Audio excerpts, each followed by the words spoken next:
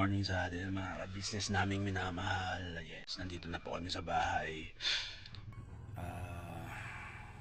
Galing sa Bicol. Nagdanika sa Naga. So yun, napakahabang biyahe po. Sakit sa katawan. Pero nagpapasalamat syempre at nakarating kami doon nagligtas at nakabalik din po ng ligtas. Salamat sa ating Panginoon at kinabayan niya kami sa napakahabang biyahe.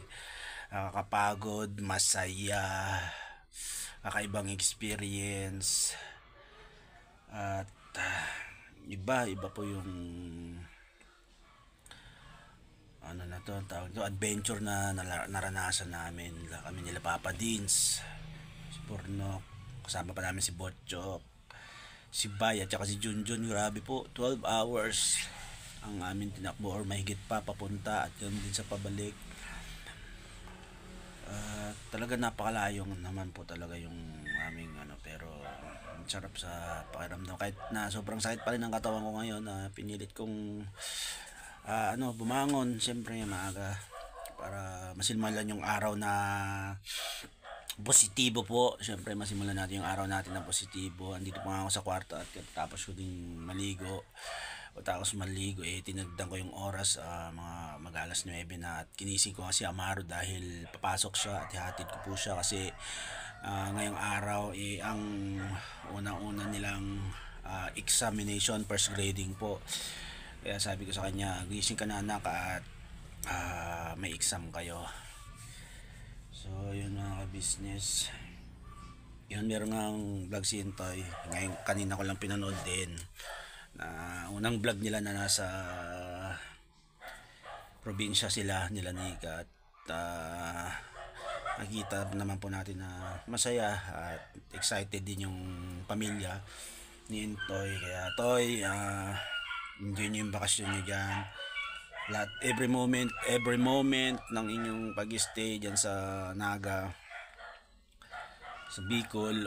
Enjoy nyo, i-treasure nyo lahat at palagi kayong mag-iingat dyan. So ngayon po is hintayin ko lang po si Amaro at maghahatid na ako sa kanya papuntang sa school. So yun mga ka-business, abang-abang lang sa mga kaganapan ngayong araw na to na nakabalik na kami dito sa Caloocan. So yun, abangan nyo po. So yun, ayun na po si Amaro. Hatid ko na po siya mga ka-business. Exam ngayon. Exam nyo ngayon, nak? Bati ka muna sa Hello po mga business. Yan, papasok na siya. Let's go. Kunin mo yung helmet natin nakagdan doon sa harap. Dalawa. Patay mo pala yung mga ilaw kanina.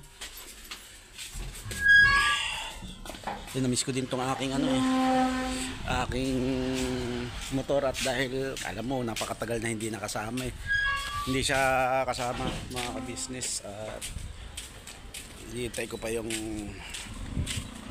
plaka. May permanent plate, temporary plate naman siya pero ganda na rin yung maniguro tayo. Kunin mo yung helmet tayo. Bababa ko lang po yung aking motor. Ito po siya. So, nilabas ko na kanina para pag alis namin ni Maro is ready na. So yun, hatid ko lang ang aking pinakamamahal na si Amaro. Let's go! Sa aming minamahal, hatid na po natin si Amaro. Ayan yung kanyang helmet. So, salamat nga po kay Miss D kasi yung pinabot niyo pong pagmamahal para sa pa-birthday ni Amaro. Yung sobra po ay binili ko po ng helmet namin kasi kailangan namin para sa mga pag-travel. Kaya yan po, thank you po Miss D. At malapit na pong birthday ni Amaro sa 23 na. Anong date na ngayon? 20 na yata ngayon mga business. Yun, biyahe po muna kami. Hatid ko lang si Amaro mga business. Let's go. First grading examination po nila Amaro. Alright.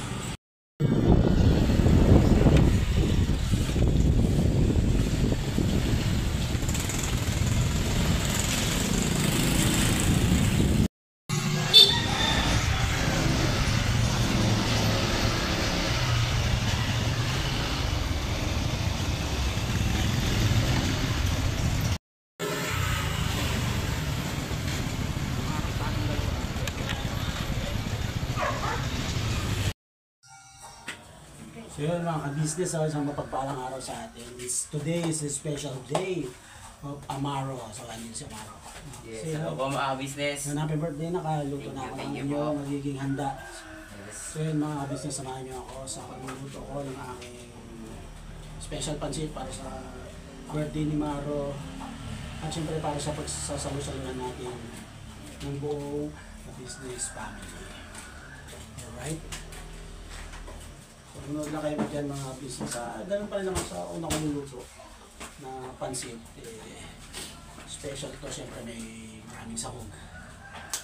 So, unahin po natin yung oil mga ka-business. Oil.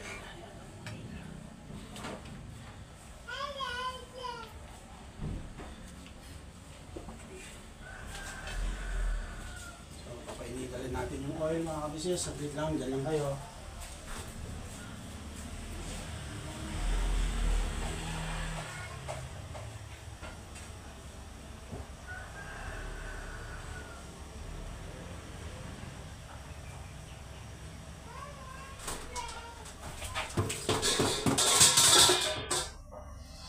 Tumalon mga business. So pinapainit lang po natin yung kawang maliit. So siyempre ganun ulit, meron tayo dito pampadagdag lasa at sito at aroma. Meron tayo dito sweet ball at saka kikiam. So unahin natin to. Sweet ball, kikiam.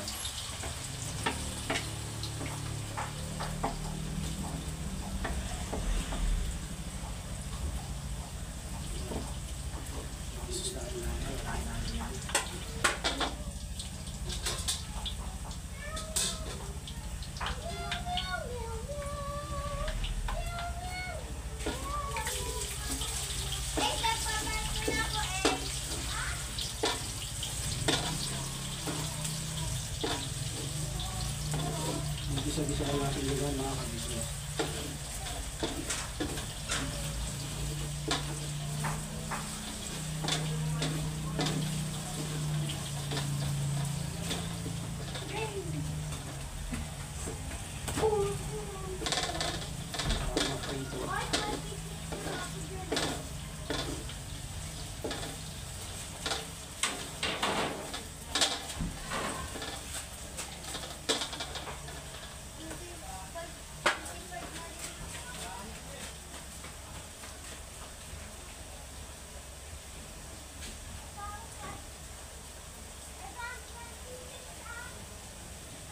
Kaya natin siyang prito ng mabuti. Then, sinet aside natin. Sulit natin itong sweet bread.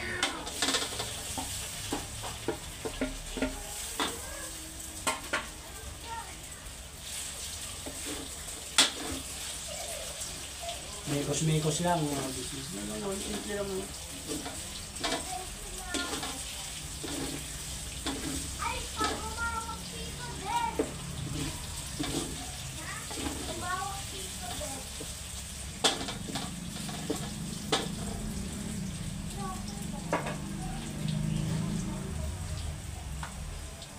Sunod tayo ng konting oil.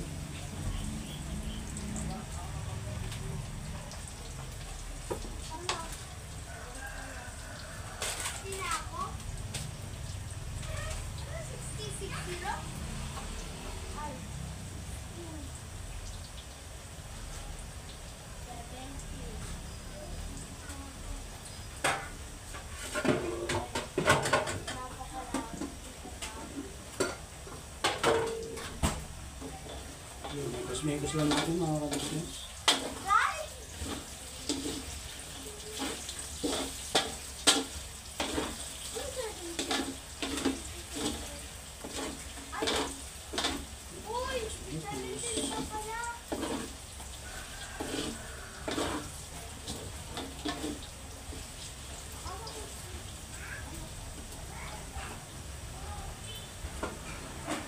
Sabi ko na siguro yung pagpiprito ng manok mga ka-business. Kumuha lang ako ng kawali. Balikan ko kayo mga ka-business. Yung mga ka-business, lagyan na tayo ng confidence. Bawang. Siguro na natin bawang. Mintos lang yan.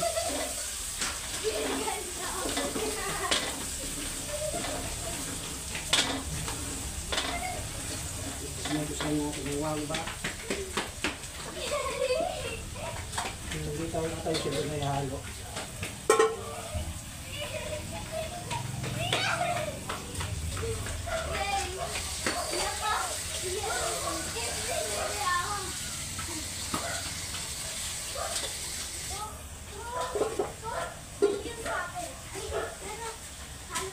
Para tayo maglagay ng bawang, susunod natin ang sibuyas.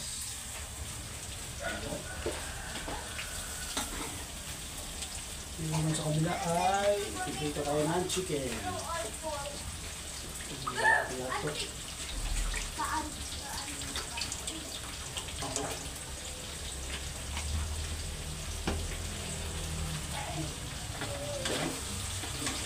Mitos lang, mga ingredients.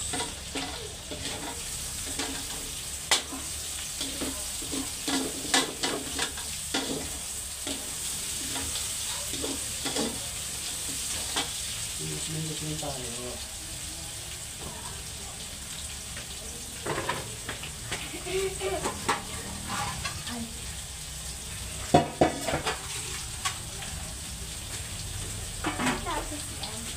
Mekos. Balikan ko kayo mga kabisnes. Kukuha ko ng tongs pang-ipit natin sa pipito yung manok. So yung mga kabisnes, naglalagay na tayo ng mga pampalasa. So lagay tayo oyster sauce para masarap yun.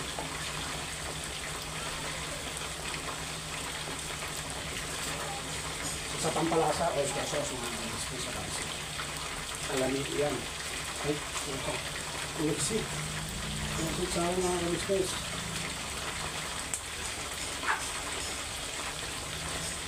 Ay. Pansikan po ako.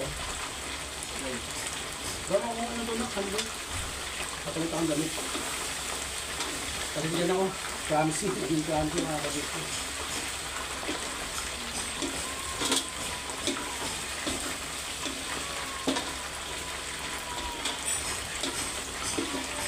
Oo, pigita niyo po ba? Ang ating pang-pansit.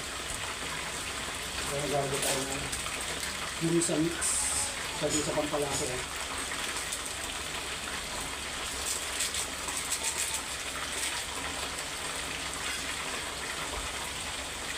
So, ito naman yung chicken na piniprito natin.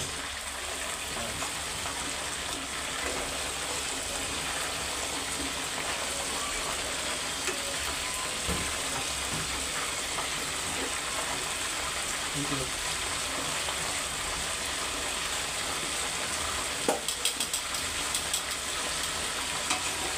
Balikan ko kayo makabisnes at mag-English lang ako na ganyan na palsikan ng oyster sauce. Ito po yung sahog ng aking special pansit. Atay, squid balls at saka kikiam. Ito naman po yung chicken joy. Yan.